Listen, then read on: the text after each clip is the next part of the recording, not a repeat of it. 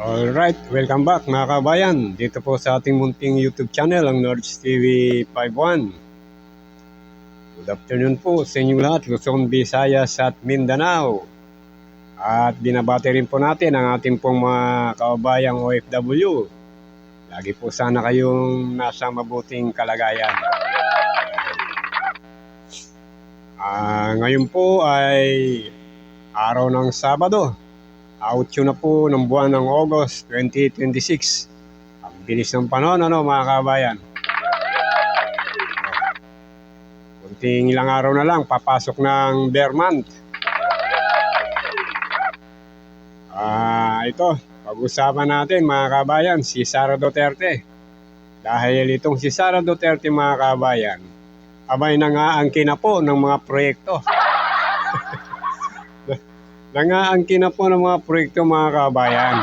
Yan po ang ating pag-uusapan. Pero kung hindi po kayo nakapag-subscribe, mag-subscribe po kayo at huwag kalimutan i-click ang notification bell para maging updated po kayo sa ating po mga reaction video na ating pong i-upload dito lang po sa Nords TV 51. Ito nga po mga kabayan. Nakita ko lang po ito yung post niya na yan. Ayan, inaangkin na naman mga kabayan ito si Sara Duterte. Nangaangkin na po ng mga proyekto. Nakalagay rito, bahay ni PBBM sa Davao City, siya daw ang nagplano. Mga kabayan, si Sara daw ang nagplano. Nakalagay pa dyan, mga kabayan, yes, I know, kasi project namin yan. Noong mayor ako. Di ba? Sabi niya, proyekto niya raw yan noong mayor pa siya. Ito pong tinutukoy niya mga kabayan, ito pong pabahay ni PBBM dyan sa Davao City. Itong People's Bill mga kabayan. Itong People's Bill mga kabayan, sa Kalinan Distrito ng Davao po ito. Ito po nga po yung dinalo nga po yan ni PBBM. Kung inalam niya, in-inspection niya, kung ilan na yung natapos at kung ilan pa yung mga building na itatayo para sa pabahay niya dyan mga kabayan. Ngayon mga kabayan, abay inaangkin na po ni Sara Duterte. Diba? Kasi wala siyang proyekto kaya nangaangkin na lang. Ito namang mga mga kabayan. Ito naman mga DDS. Abay pinapakalat nila ito. Tuwan-tuwa sila.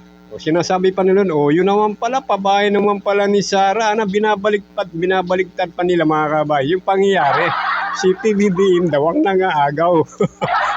Kita mong kalukuhan itong mga DDS mga kabayan. Tuwan-tuwa sila mga kabayan Pinagluloko na sila ni Sara harap-harapan. Abay tuwan-tuwa pa. Okay, mga DDS, mag-research naman kayo para hindi kayo natatawag na BO-BO. Kaya natatawag kayo mga tanga Ito mga kabayan, kanino nga bang proyekto yan? Paalam natin sa mga DDS na to mga kabayan. Base sa official records mga kabayan, ito ang People's Bill ay flagship project ng pambansang pabahay para sa Pilipino o 4PH ni Pangulong Bongbong Marcos. Ayan, di ba? Project na target matapos ang 42 additional buildings by end of 2027 para sa 7,000 plus units. Ayan. Ang 4PH mismo ay idiniklara bilang flagship program ng Marcos administration. Narinig nyo mga DDS. Ito. Kailan ito yung naprubahan mga kabayan? Para alam nyo mga DDS para huwag kayong maniwala kay Sara Duterte. Nangaangkin na naman ng proyekto na hindi sa kanya Talaga naman Kailan ito na-approve? Isa ang People's Bill sa 23 approved projects under 4PH na pinunduhan ng Pag-ibig Fund mula July 2022 hanggang September 2023. Ngayon, mga kabayan, si VP Sara Duterte ay bumaba bilang mayor ng Davao noong June 30, 2022. Ito mga kabayan ha, bumaba si Sara Duterte bilang mayor ng Davao noong June 30, 2022. Ngayon, itong programa ni PBBM na People's Bill, kailan ito pinunduhan? Pinunduhan lang ito noong July 20, 2022. Ibig sabihin, hindi na mayor si Sara Duterte mga kabayan dahil noong June 30 bumaba na siya. Tapos itong pabahay na to, pinunduhan ito ng pag-ibig noong July 2022. O kaya paano nasasabi ni Sara na siya ang nagplano niyan at proyekto niya yan? Itapos na ang kanyang termino, bumaba na siya. Kailan lang napunduhan? Itong People's Bill.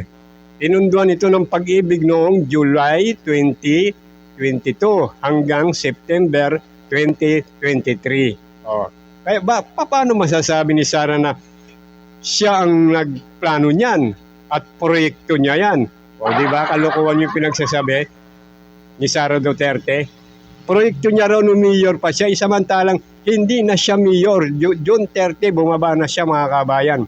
Kailan napunduhan itong People's Bill? Ulit-ulitin natin para maano nyo mga kabayan, itong mga DDS, para malaman nyo yung totoo. Hindi kayo laging naniniwala, kaya binubola kayo ni Sara Duterte, harap-harapan na kayo niluloko, tuwan-tuwa pa kayo.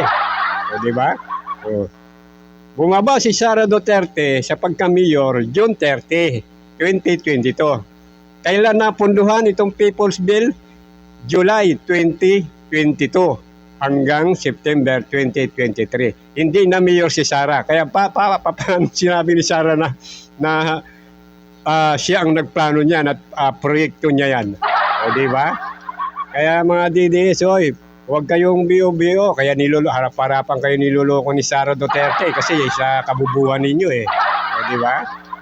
Nako. Pero ito mga kabayan, si Sara Duterte mga kabayan, totoo, mayroon din naman in fairness naman kay Sara Duterte mga kabayan. Ito may katotohanan na may socialized housing project si Sara noong mayor pa siya. Mayroon siyang talagang proyekto pero hindi yung People's Bill. Hindi yan. Ito yung kanyang proyekto. Ito, nung mayor pa siya, gaya ng biyaya ng pagbabago sa Los Amigos. Yan, mayroon siyang proyekto dyan. 840 units. Yan.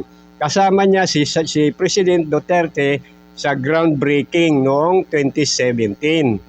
At yung MOA sa SMDC at Camilla noong 2019 para sa 20 hectares sa Lasang. Yan. Pero iba yon sa People's Bill sa kainan na sa ilalim ng 4PH. Dahil itong kainan na People's Bill sa kainan sa Davao City, ito po ay proyekto ni PBBM. Hindi po ito sa kanya mga yan po ang paglilinaw mga kabayan. Kaya sabi nga dito, kaya yung sinasabi sa quote, sa image na yan, project namin yan nung mayor ako, hindi po totoo yan. Wala pong katotohanan dyan. Yan. Di ba? Kaya mga DDS, huwag kayo masyadong, minsan gamitin nyo naman yung utak ninyo, pambira naman. Bagay, hindi natin alam, baka wala na nga kayong mga utak, di ba? Mga kabayan, hanggang sa muli, ito po ang Nards TV 51.